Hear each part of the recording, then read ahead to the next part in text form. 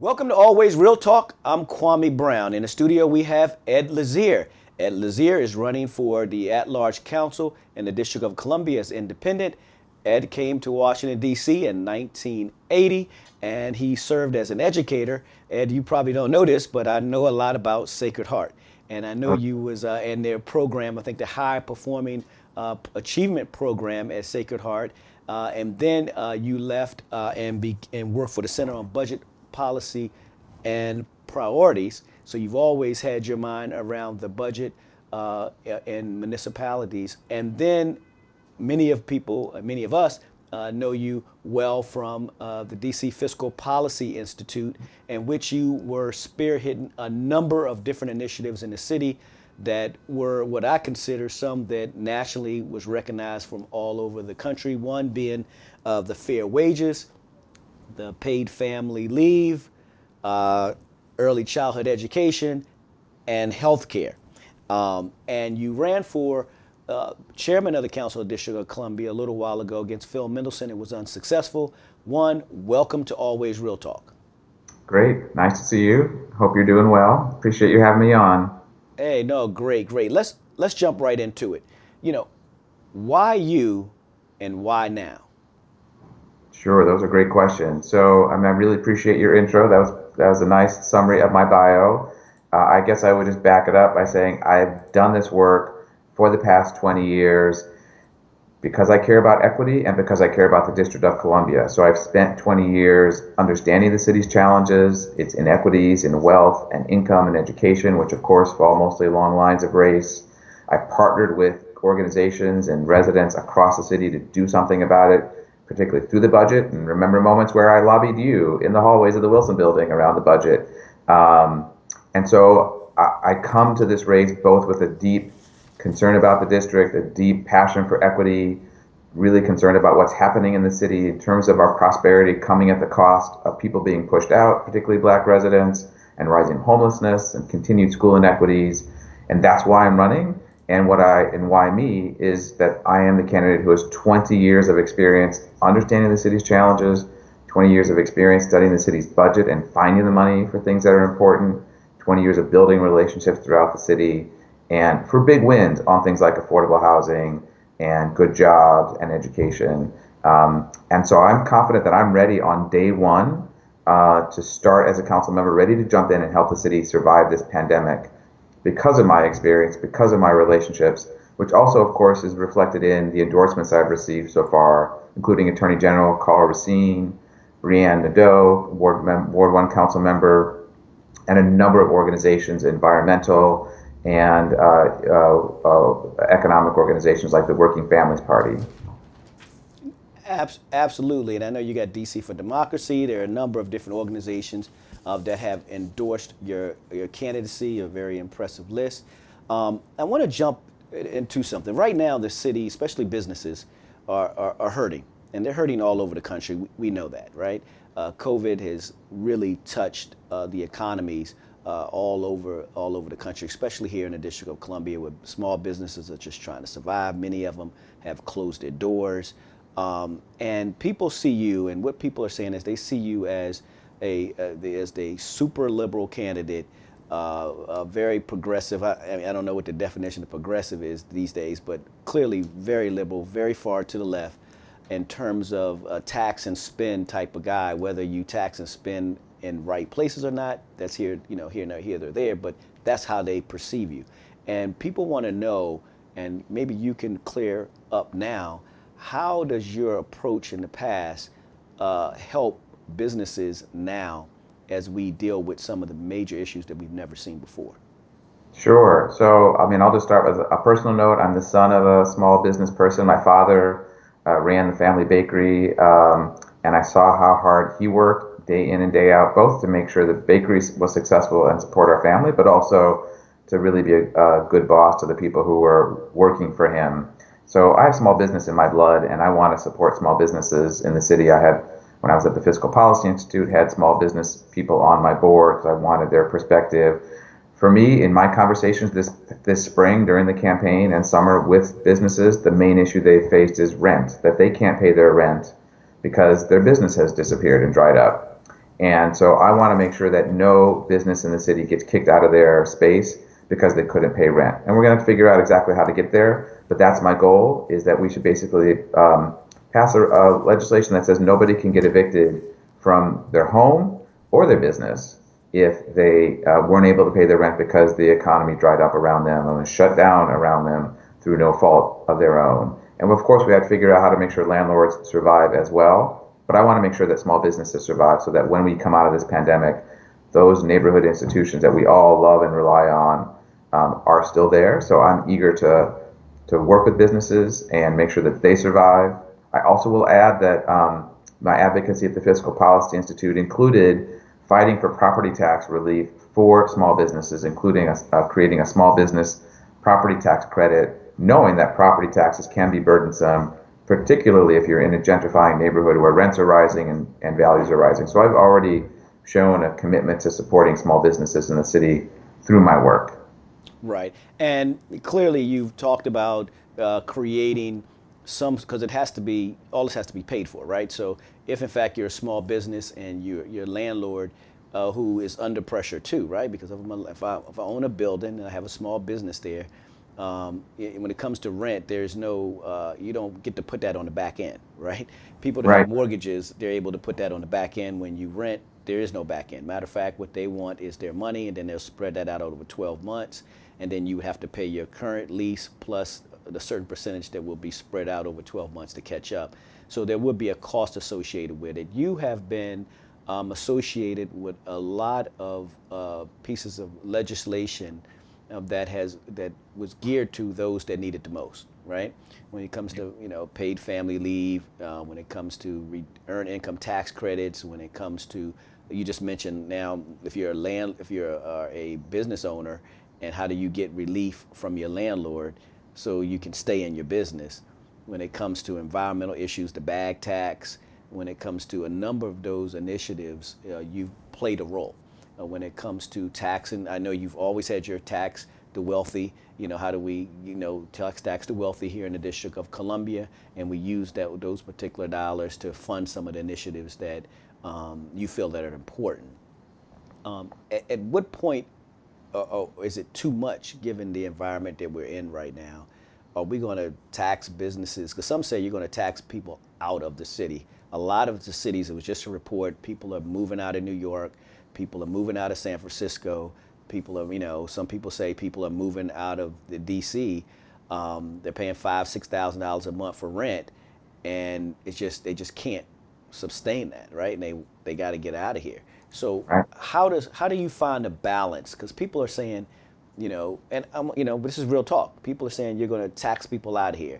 I mean, I know you personally, so I know some of the things that you believe in. But explain to us how does that work?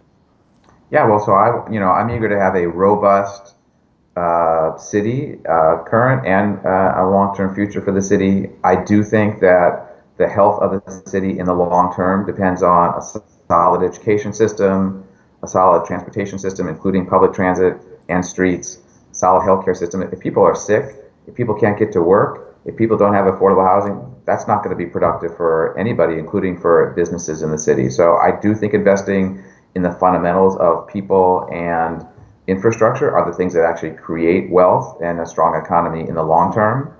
I also would say that I those are my goals. I served on a tax commission 5 years ago where we did detailed analysis of the city's taxes as they affect residents and businesses. We found that taxes on DC residents are actually the lowest in the region, lower than any suburban jurisdiction. And we also found that our business taxes are really largely in line with business taxes in the suburbs. And the conclusions of the research that we paid for through that tax commission from independent researchers was our taxes are not impeding our economic development. And I take that away to say that we're doing fine. And if we ever get to the point where we learn that, in fact, our taxes are, in fact, hurting our competitiveness and our success, then that's the time to step in. But right now, we're doing fine. On income taxes, you mentioned that I do believe our highest income, we should have a progressive income tax, and our highest income residents should pay more. Right now, millionaires in the city, the tax that they pay is barely higher than the income tax paid by somebody making $60,000. I think everybody should agree. Certainly anybody who's a Democrat and a progressive Democrat would say having millionaires pay the same income tax rate as people making $60,000, that's just not right, and that there's room to grow to ask the people who are succeeding in the midst of this pandemic, knowing that income inequality is wide in the city and has gotten wider, that asking them to pay more is fine. And in fact, a poll of DC residents this spring showed that over 80% of residents agreed with that message. So I know that you are, a bean counter. You're there, right? You're there with the numbers. I don't think anyone would, only some people dispute your numbers, but most people say, okay, he knows what he wants, he knows what it's going to cost, and he knows how to get the money. Whether you like his method of getting the money to do what needs to be done is to be said, right? But you're clear about that. You have a number of initiatives that you laid out on your campaign website that you want to get accomplished. What is the cost to those numbers of the things that you want to implement? Oh, it's totally ambitious for sure, right? I mean, I want to make sure that we end homelessness in the city. I want us to come up with a 10-year plan to address our affordable housing needs completely. I'd love to make public transportation less expensive and ultimately free. I know in education, we're not funding what our own research has said as a city is an adequate budget. So there's a long way to go. And obviously, we are not able to get there overnight, particularly in the middle of a pandemic. And I have not added up the cost. But I can say, and I've seen it, and I know you've seen it when you were on the council as well, that when there's a will, that there's a way. That when the council is eager and the mayor eager to find money to fund something, whether that's a universal pre-K, modernization of our school buildings, or saving Metro from financial ruin and infrastructure ruin, that we're able to find the resources because we are a prosperous city. Whether that's getting rid of ineffective tax loopholes that are on the books, or being more efficient about how we spend our money, or sometimes raising revenues through tax increases, we can get those things done. So I'm confident that we can make progress on all the things that I care about through smart management of the city's finances in ways that I just talked about. So let's talk about some of those that are important to you because it's a big laundry list that you laid out, right? And Mhm. realistically, you can't attack the laundry list within 2 to 3 or 4 years. It's a long term initiative that has to take place to attack all the initiatives that you laid out. Some of them that are on your website. Give me the top three initiatives that you want to tackle if in fact you became a member of the council. What are the top three that you believe that's important that we need to address immediately, and what are the costs to those? Yeah, so the most important things that I would want to focus on as a new council member, beyond just surviving this pandemic and hoping, of course, that federal relief comes in to help the district and other cities and states. If it's not coming now, hopefully it will come eventually. But the most important things in the long term for me are an investment in ending homelessness. I just think it's unacceptable that a city that's as caring and prosperous as DC is has hundreds of thousands of people on the street living in tents when they should have the dignity of a home. And we know how many people need permanent supportive housing. We just need to find the resources to fund that. So that's the number one goal. A second is to make a 10-year commitment to addressing our affordable housing needs. So not expecting to get it all done in 3 or 4 years, but let's set a realistic timetable like 10 years and figure out how to get there. And then third is education. Again, if we know as a city that we are not funding education at the level that our own research says is an adequate education, then clearly we're shortchanging our students, we're shortchanging our families. So I want to make sure that we get that education funding up to what everyone agrees is needed for an adequate education and an equitable education. Well, let's step back because I want to drill into this, right? Because you're a budget guy. You understand the numbers. This is what you do. This is what you spend a number of your years doing. You're passionate about it. I'm pretty sure you understand what some of these costs are going to be. You got housing, you have education, and you also have homelessness. All are very issues that we need to address as a city. You mentioned homelessness as number one. Is that your number one initiative, or what's the one thing that you say, hey, you can pick one? What would that be to drive and get complete? What would that be? I know you want to do everything. We all want to do everything. I got that. But when You you're on the know, council, you you, can't do you asked everything. What you asked what me are for three before. I guess I'd like to start with three. Let's just go for three if that's all right. Yeah, let's just go for three. Just give me the number one. What is the number one issue that Ed wants to address when he gets there? It's a bunch of them. I got that. but what is that thing that you say, you know what, we got to do this. This is important, and we need to. If you had the opportunity to address something and fund it, what would it be? I mean, I really don't think that we only have to pick one. So, I mean, you asked me 5 minutes ago for what my top three are. They're homelessness, housing, and education. And I guess I'm still say that let's Let make me tell you. progress. Let me tell you why. And this is not a gotcha, right?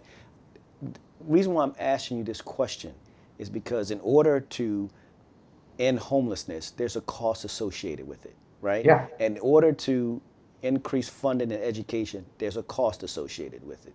And in Yes. order to get housing for affordable housing for everyone, there's a cost associated. When you add those costs up, if in fact you became an at-large member, an independent, and you had 4 years, it's not responsible to think that you can fund all three of those items in 4 years and get your colleagues and get the mayor and get everyone on board to fully fund those three.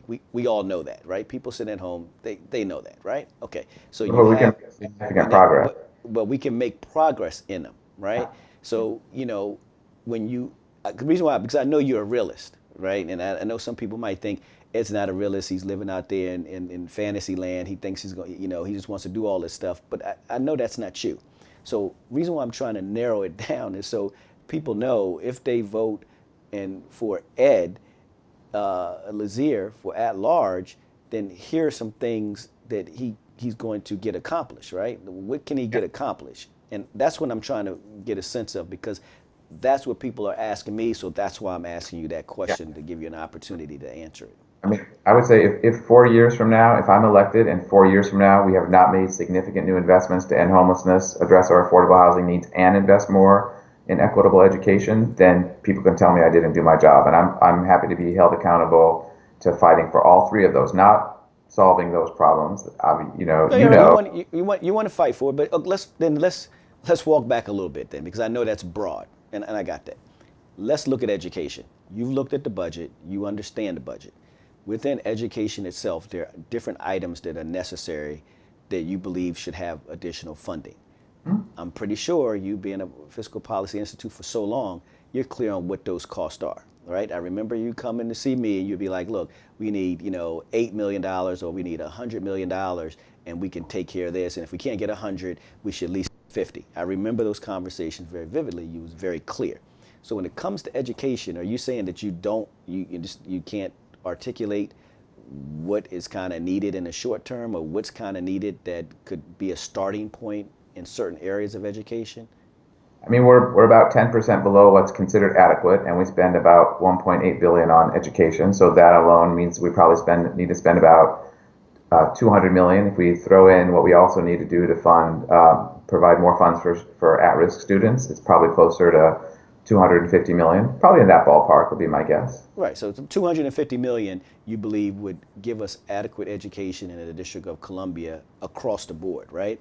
So that's, Yeah. it's not the per pupil formula. It's something that you believe that if you had $250 million, no matter where you go, no matter what school you go to, you would have access to the same resources that would create parity within the school system and bring it up to where it needs to be for everyone. Yeah, something in that ballpark. Right. Absolutely. See, those things are that, and that's because people say that a lot. We got to do more education. We got to do more education. And you are a candidate that's running that understands the budget, so you understand what the priorities are. You've done it before. You've figured out how to fund things before and help get it passed. So you are a little bit further along than another candidate, right? So we would expect that someone like you would say, okay, if it's 250, I don't care if it's 300, I don't care if it's a billion. It doesn't matter what the number is. What is it that you think? And then you will start to work, as you just said. We can work towards getting to where we need to go, and that's what you want to make significant improvements in that area that can help improve education. And you and I know it comes with adequate funding. So when Yeah. it comes to housing, I know you've been on this housing thing for a very long time. You're clear about it. You understand the housing. You was pushing the Housing Production Trust Fund and fully funding the Housing Production Trust Fund. Where do you see the lack and what's needed from a dollar figure to really get affordable housing correct? Or is it more than money? It's, making sure that developers do what they say they're going to do, making sure that affordability is there after 1 year. Walk me through your understanding of, because of housing is important, and a lot of people are concerned about housing. Yeah, especially now, with the economy that we're dealing with and people that are looking for new housing, people are trying to find new housing. You have been one of the housing czars for so long. Walk us through, if Ed was on the council of the District of Columbia, what could he do? Like, I like the $250 million in school, and we got to work towards that. What would housing look like? How much needs to be invested? And then, walk us through that. sure. So I'll just start by saying housing right now is about 3% of the city's budget. And I can't imagine there's a single person in DC, and I assume you would agree, who would say that housing is 3% of the city's problem. There's way more than that, right? We definitely need to invest more. And it certainly there are issues of where that housing goes, the efficiency and oversight and transparency and accountability of the programs. But really, ultimately, we just need to spend more resources to help build more units, to preserve more existing affordable housing and build more. And the key tools include things like our Housing Production Trust Fund, currently a little more than $100 million. By the research that I have done in the past, it needs to be closer to $250 million a year within the Housing Production Trust Fund. Another key tool is our rental assistance program, local rent supplement program, where over the next 10 years, we probably would need to add about 25,000 more rental vouchers to the district if we think the city can absorb that many over the next 10 years. And each of those vouchers is about $20,000 a year. So just do a little bit of math. That's over time $500 million a year, but adding 50 million over the next 10 years would do the trick. So let's get the trust fund up to 250 million, and then let's add 50 million to our rental assistance program on an annual basis. Okay. And I mean, I think, and that, so the 50 million would definitely, rent supplement, people are talking about it. Rent supplement, how do we get it where it needs to be? You think the 50 million to do that, additional 150 million dollars in the production trust fund would then bring that to 250 million. And then let's talk about homelessness, because that's, part of your platform. Um, what is needed in the homeless to end homeless, to start the process to end homelessness? Yeah. So I think the most important thing is investing more in our permanent supportive housing program. That makes the creating more affordable housing generally is obviously really critical to ending homelessness, particularly for families where the biggest issue they face is just that the jobs that they can get don't pay enough to cover the rents that are charged in DC. For a lot of single individuals, the real issue is chronic homelessness related to substance abuse problems or a mental health condition. And the best tool for that is called permanent supportive housing, where we just pay to put somebody in their own apartment and offer them services, don't mandate they take those services, with really miraculous results. Permanent supportive housing works incredibly well at helping people stabilize their lives and get control of their mental health or substance abuse issues they're facing. I actually don't have the numbers in front of me. I've been a big partner of the Way Home campaign to end chronic homelessness, and I think the efforts that are needed there are in the range of 50 million a year over the next 4 years would be enough to address chronic homelessness. I don't have the numbers off the top of my head, Right, Kwame. and I I got it, don't. but I like the But ballpark figure. The my, ballpark figure about another 200 million. something in that. Yeah. So about another 200 million, and I think that's fair, because that's what people want to know. Okay, now I want to talk about your income tax, because you mentioned that the business tax seems to be pretty consistent throughout the region. The income tax is something different, right? And that would clearly generate some funding to fund some of the initiatives, because we all want schools, right? People all want the housing affected, but we have to pay for this stuff. And I just, I'll ask you another question about this later, but if we were to right size what you have laid out, right sizing the income tax on those that make, wealthy folks, what would that generate? Because that's something that you've been pushing for a while, so I'm pretty sure that's something you're not going to let go, right? No, for sure. Right. So I what mean, would that generate? What would that generate if you had if you we was to implement, and you were to be elected, and you would be on the council, and you would convince your colleagues and convince the mayor to go along with that particular piece of legislation, policy decision, and it got passed, what would that generate in revenue? yeah. I don't have the numbers Ballpark, in my ballpark. back pocket. Well, ballpark, Um, because you've been doing this for a while, so you Yeah. already know some of these numbers, right? Well, I think the answer I'll give you is that high-income folks in DC have received 500 million in federal tax breaks in just the last 2 years, 500 million per year, thanks to Trump's tax cuts. So that means we as a city could raise taxes by as much as $500 million on our highest income residents, and still they wouldn't be paying any more net taxes than they paid 3 years ago when you add their federal and their DC taxes together. So there's a lot of room to grow because, in part because the federal government has given relief to our wealthiest families, the people who actually need tax assistance and tax help the least.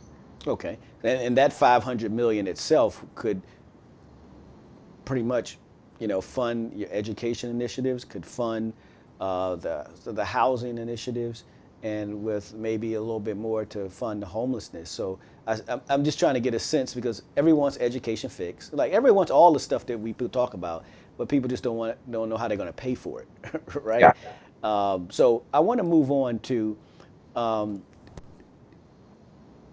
you're running as an independent. You started off with your first campaign was running as a Democrat against Chairman Mendelson for the chairman seat. Now you're running for at large. If Councilmember David Grosso was not running, was running for re-election, would you be still running for the independent seat right now in the District of Columbia?